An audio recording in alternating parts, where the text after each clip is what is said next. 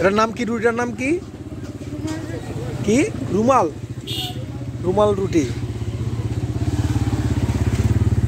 300 ফিটে আসলে সবাই হোটেলটা আসবেন। বরিশাল দাদা ভাই বিরিয়ানি হাউস অ্যান্ড পিঠাঘর। হ্যাঁ আচ্ছা, খুবই সুস্বাদু সব দেশীয় খাবার। একটু দেখি আপু। হ্যাঁ এটা কি? গরুর ভুঁড়ি না? মাশাআল্লাহ, সব দেশীয় ভাবে পাক হয় ইয়াতে লাকড়িতে। আপু মুরগি জাল ভাই। আচ্ছা এটা আপু? গরুর মাংস। এই যে আস্তা রসুন দিয়ে না? ওয়াও দারুন। এইটা মগজ। মাশাআল্লাহ। এইটা কলিজা। এটা ও শেষ হয়ে গেছে না? আর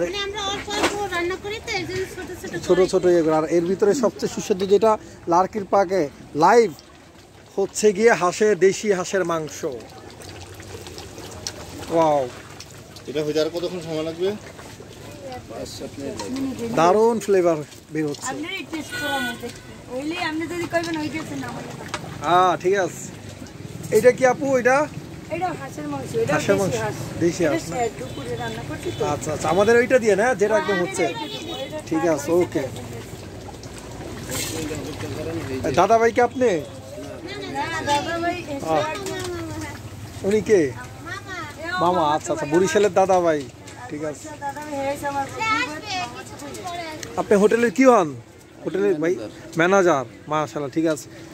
যারা আসবেন এই 300 ফিটে দাদা ভাই, বরিশালের দাদা ভাই হোটেলে দেশীয় খাবার সবাইকে দাওয়াত হলে আসবেন। হ্যাঁ